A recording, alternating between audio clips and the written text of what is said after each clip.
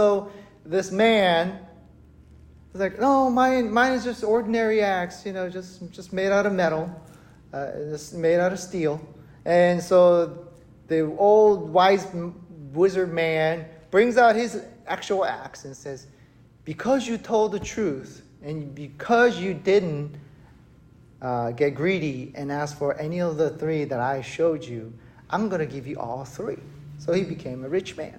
So the one rich guy, of course there's always that rich guy. That rich guy is like, I heard the story. He's like, oh, I better do it. So he went up to the same place where that poor, used to be poor man, said where it happened. And he went up there. He pretended to chop wood and he threw it in the water. And then, lo and behold, the old wise wizard man came up and said, hey, what's happening? He's like pretending to cry. Oh, my axe. I lost my axe. And he's like, oh, he did the same thing. And he brought out the gold axe. He's like, is this yours? And he's like, heck yeah, it's mine. This is my axe. And then he punished him, right? It's like, oh, you lie. You came out here with the purpose of wanting to get these axes. But you, because of your greed, you get nothing. You, sir, you get nothing. And then he lost everything. That's the story, right? That's the fable story I grew up listening to. So when I first saw this story when I was a kid, about this story, that reminded me of the fable story. So basically, the whole premise of this happening is Elisha, not Elijah, Elisha, who took over for Elijah, who went up to heaven in a fiery chariot. He went up to heaven. And he's like, hey, Elijah, you're it. You're the next guy, bro. Good luck. And he went up there. He went up to heaven. So Elisha was like, okay, all right. So he's doing his thing. And then a lot of the people began to come and began to learn from Elisha. And he had a lot of students because he was teaching them how to be a prophet of God. And so he was like a teacher, and there were a bunch of students. And the place that he was staying was too small because people keep coming and they're getting larger and larger. So Elisha decided, hey, we need to build a bigger place. So go over there and chop some wood, people. We need to build a bigger place for us. And so the student says, okay. And it's like one of the students says, well, would you like to go with us? Can you accompany us? And he's like, okay. So they all went and started chopping wood.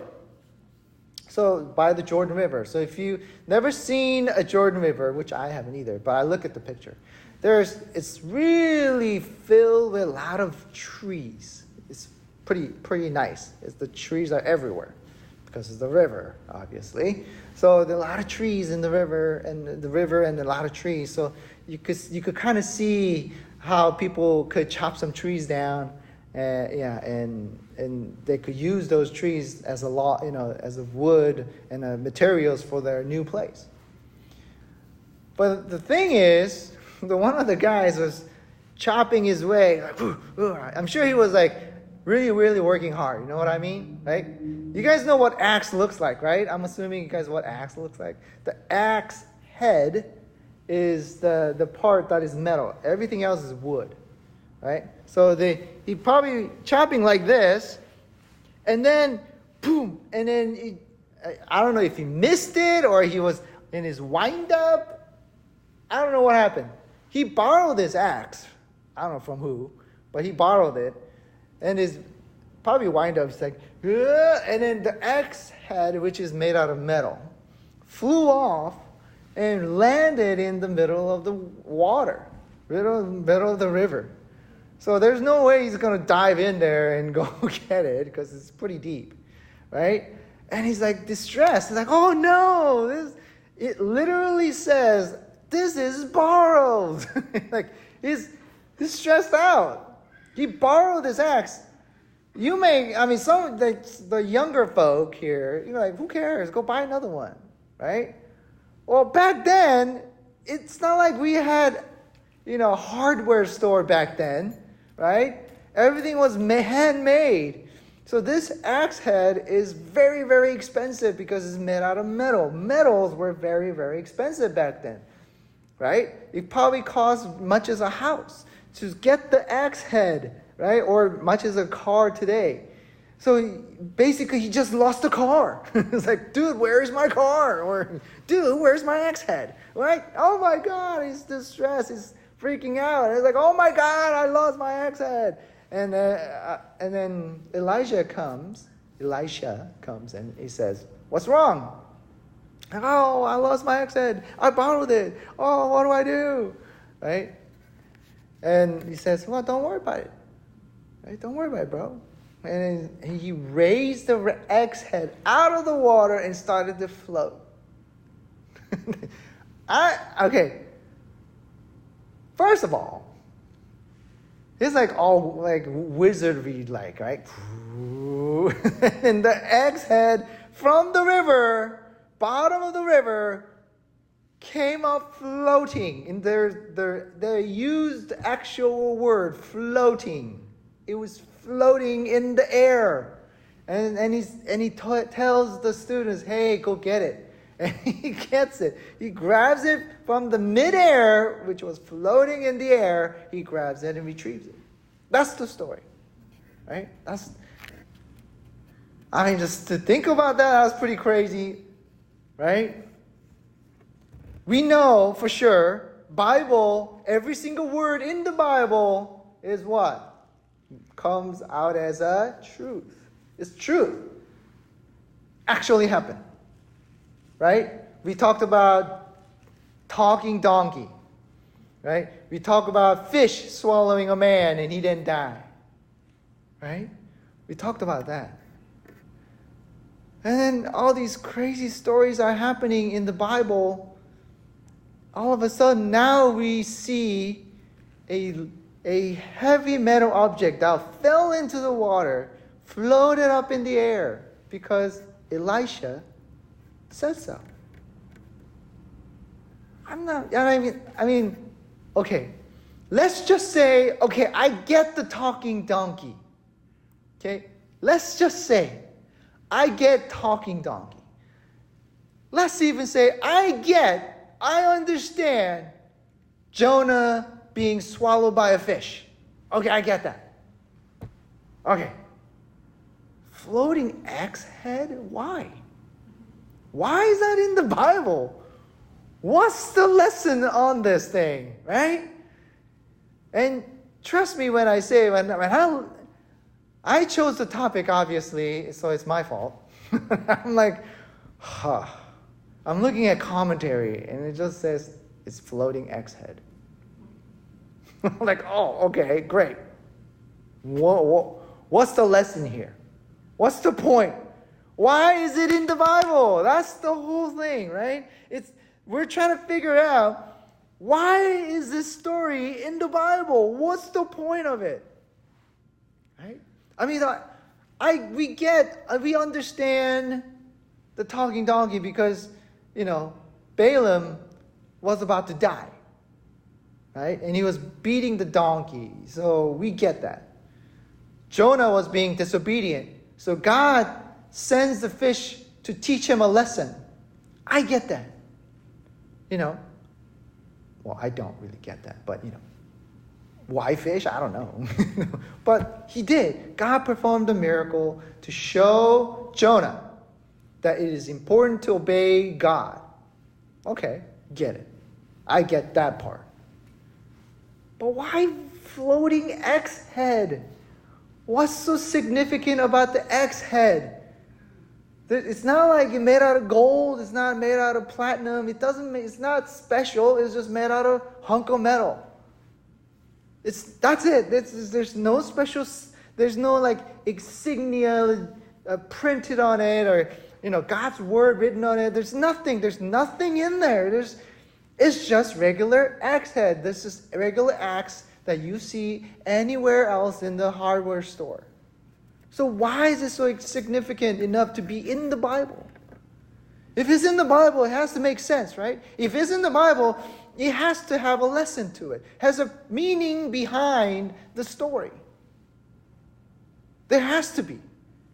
So I looked high and low. I read that passage at least 15 times. I'm like going, what's in here? What is it? Why is this even in here? I didn't get it at first. So I began to pray. God, give me some wisdom here. You're putting me you're putting me in a pickle here because I don't understand what you want me to learn from this. What am I supposed to learn from this thing? What's the deal here? And so I began, after I pray, and I'm searching, I'm searching internet for anything, right? I'm searching YouTube, I'm searching everywhere. And then I typed it, at my last resort, okay, ChatGPT. Typed it in. Gave me some pointers. Okay, just a few good things. But it started to dawn on me. Not because of ChatGPT. But I began to understand why this is in the Bible. I hope you get it too. Did you guys get it? Did you guys begin to see why this story is in the Bible? Number one, we mourn for our losses. See, we don't have to mourn for our losses. We mourn for our, not only people, but things that we lose. Let's just say, although I know Joshua is not doing this, but let's say he was into crypto mining, cryptocurrency, trading. And he accumulated tons of wealth. And then one day he lost like a ton. That's what happens when you do crypto. Yeah. Crypto trading. You get like hundreds of thousands of dollars like a couple days, and next day you be flat broke. Actually, you might be owe money by the end. But let's just say Joshua did that. And Joshua was like, oh, Candace, look, we are rich. We could move out of Alaska and go anywhere we want. We're literally a millionaire. Okay? Happy, right? And then next day, he wanted to cash out, turn on the computer, boom, lost everything. Of course, he's going to be sad, right? Wouldn't you be? If you had millions of dollars and all of a sudden one day and the next day you're flat broke, you lost everything. Wouldn't you be sad? Yeah, I would be. I'm just being honest with you. If I had millions of dollars, I'll be like, I'm taking a long vacation, folks. I may be back in 20 years. I don't know. Yeah, right? But when you lose something that is precious to you, if that could be money, jewelry, a car, or whatever, an idea, or somebody special, we shouldn't mourn for the loss from this world. Let me tell you why. We hate to lose things, correct? Nobody likes losing things. Oh, I lost my diamond ring. Hey! Nobody does that. But it says, even the smallest things in the Bible, even the smallest things, God could help us to find it. When we lose things, we feel sad, we feel frustrated, we feel angry. But we shouldn't. Some people develop a panic attack when they start losing things, or lose somebody special, or lose something that is special to them. They would have a panic attack. The panic attack, it's starting to become a very common thing nowadays. A lot of celebrities having panic attacks. Macaulay Culkin, The guy who did the Home Alone? That guy? Yeah, he had a panic attack where he couldn't go out. When he had a panic attack, these are the symptoms of panic attack. Anxieties and fear, feeling out of control, feeling of death and impending doom. So because of it, and then they start to tremble. Some people will freeze. Some people will literally run away to a safe place. So the panic attack gives you that type of sense and feelings.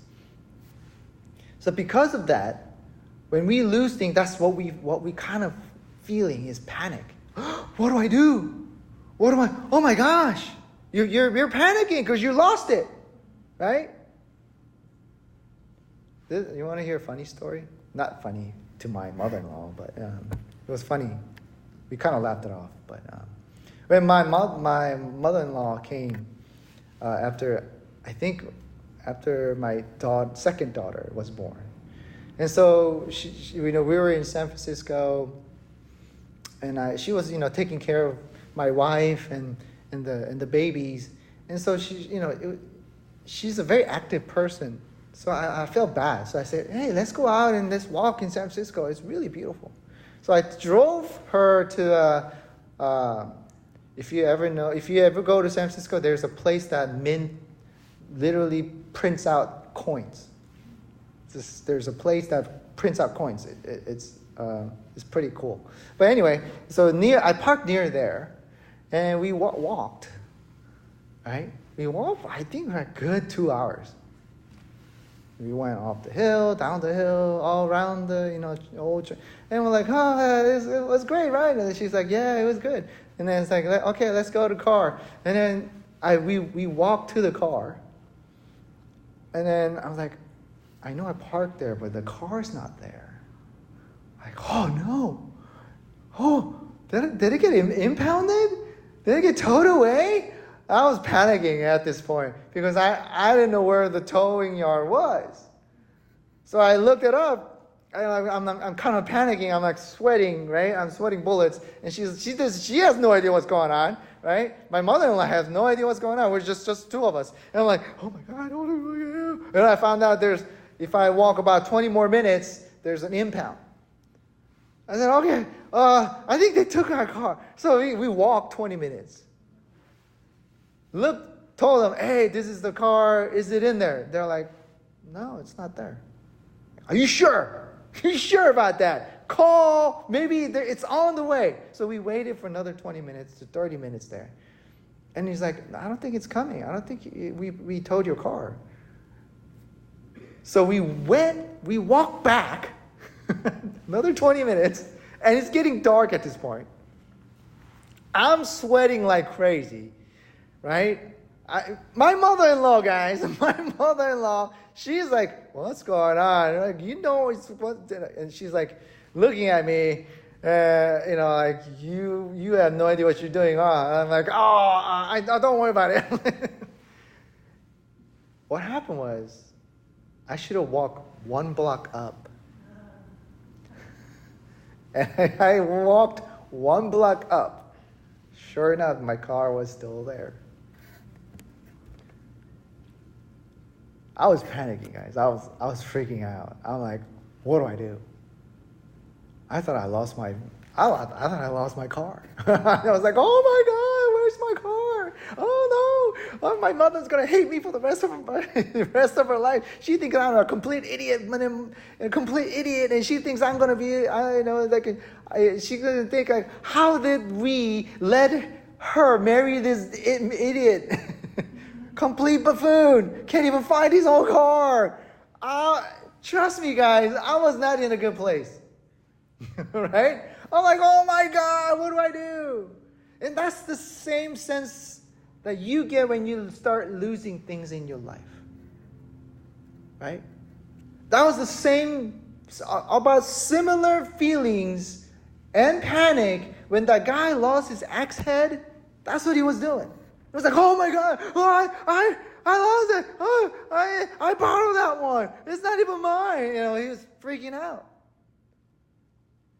But, we have to realize how Elijah dealt with the whole situation. Elijah could have said, "You idiot! What were you doing? Did you throw it in there? What are you doing?" He could have panicked, and he could have just said, "Oh, stupid! Go get it! What are you doing?" He could have said that. But what did he do? He was calm. Right? Can you go back to the last scripture, verse 7? Verse 6, it says, "The man of God asked, where did it fall? And when he showed him the place, Elijah cut a stick and threw it in there and made the iron float." He didn't panic at all. What did he do? He was calm. Right? He was like, shoot, and it floated up. So number one thing that we have to learn from this story is that don't panic when you start losing things in your life. Things can be replaced, guys. I know.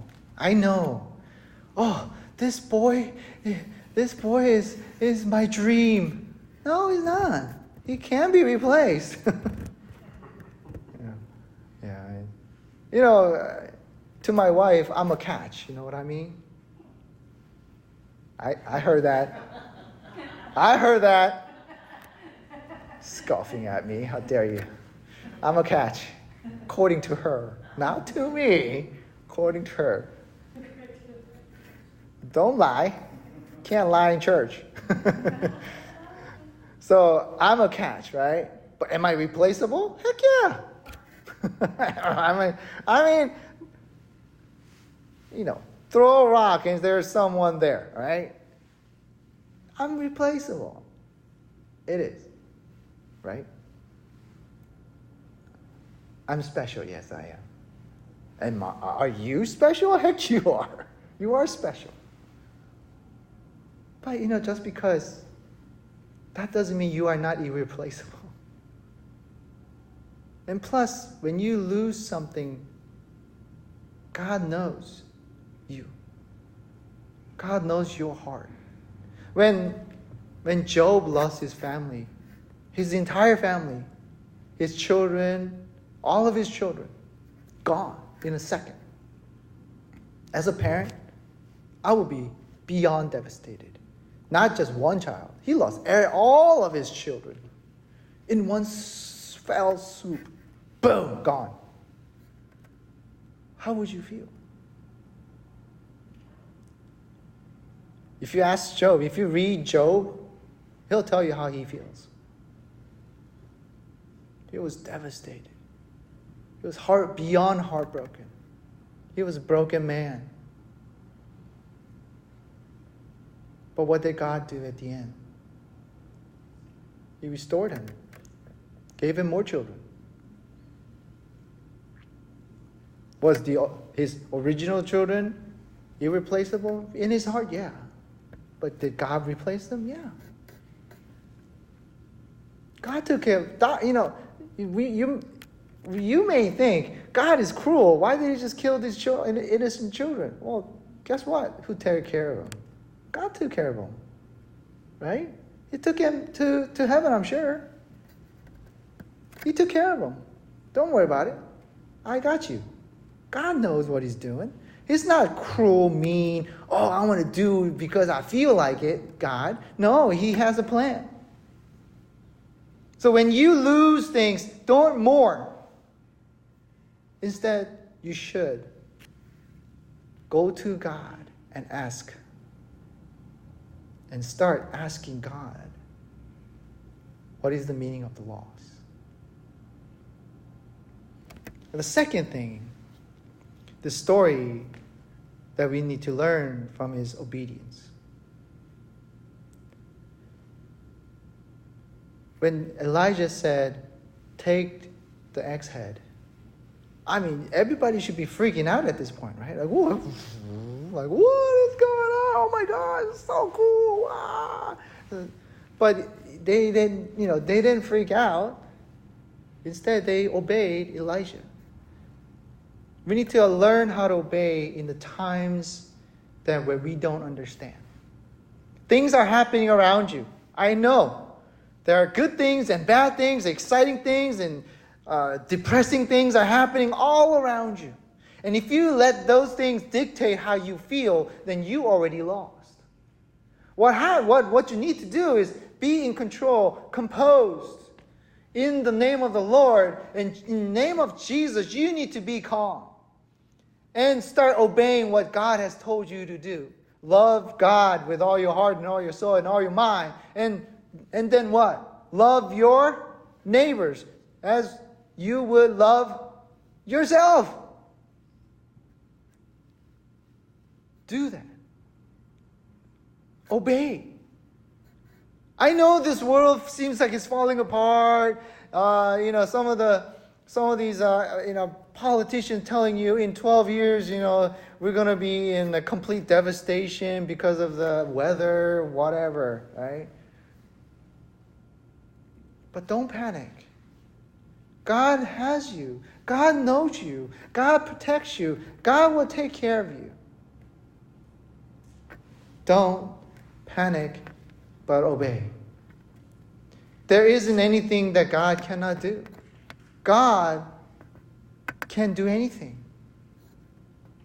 He literally made things appear out of thin air. Out of thin air. Nothing. He made the air. He made the universe. He made all the stars, all the suns, and all the things, planets that you see. God made it come out of nowhere. God did that. If God could do that, what do you think He cannot do at this point? Nothing. So God is powerful beyond measures. Learn, understand that. God is powerful. God is powerful.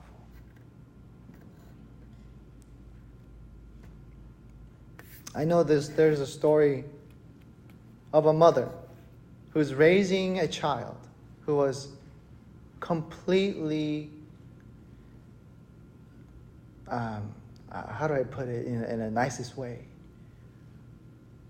Can't do anything for the rest of his life. This child was born with cerebral palsy, can't do anything. Can't function normally, can't eat normally, can't do nothing normal. He's going to be in the wheelchair bound for the rest of his life. He's going to be taken care of for the rest of his life. The doctor said, he actually detected this early. He said, you need to abort this child because you're going to have to take care of this child. He may not, first of all, may not even survive when he comes out of the womb. But if he does, and if he does survive by any sheer miracle, you're going to have to take care of him for the rest of his life. Just let it go. Abort this child. But mom says, no, I will keep this child. And the doctor is like, why? Why? This child he's not going to be normal. He's going to die. He may die. There's a good chance that he's going to die. But mom said, no, I want to keep this child. I'm going to give birth to this child. And she did. And obviously, as soon as he came out, incubator, all the works. The kid was, from normal person's perspective. I mean, this is sad, right? The kid can't do anything. Can't barely breathe. This baby can't do anything right. But you should have seen this mom looking at her child, full of love, full of joy. She didn't panic. She didn't give up. She obeyed. You know what she got? She got a son. Is he going to be going to Harvard? No. She's going to have to take care of him for the rest of his life. But she made a choice. She chose to obey God and love this child with all of her might. while people say, throw this child away. Let him go. Let him die. She didn't. God is powerful. God chooses things for us. And it's not up to us to say, I like it, I don't. We just have to obey. We just have to obey. Do we like it? No. Sometimes we hate it. Sometimes it's difficult. Sometimes it's hard. Makes you cry. Makes you anger. Makes you want to just give up. But don't. Because God is in control. Second, God is not too big for small things. There's a story, a parable of a woman losing a coin, right? And she prayed. She's like, oh God, I need to find this coin. And she did. Why would God care about the coin? Because God cares even the smallest things. If Irene sees her child coughing, what do you think she's going to do? She's going to pray. God, help my child stop coughing. That's what faith is. That's what trusting the Lord is. And lastly, don't worry about what we lost, but think about what we have with God. One day we will lose our life. Given. Right? Nobody's going to live forever here. But don't think about what we're going to lose. Think about what we have with God. God will take care of us. God will be with you. God will comfort you. And God makes you understand why. Why do we have to lose our life? Because of our sin. But He replaced it with what? Jesus Christ. And with His blood. So we have life. Don't be afraid, guys. Don't panic, guys. Just because you lost your axe head, don't think that God could replace it for you or even find it for you. Whatever you're struggling with today, whatever you're going to struggle tomorrow, God knows. God will replace. And God will make you understand. Let us pray.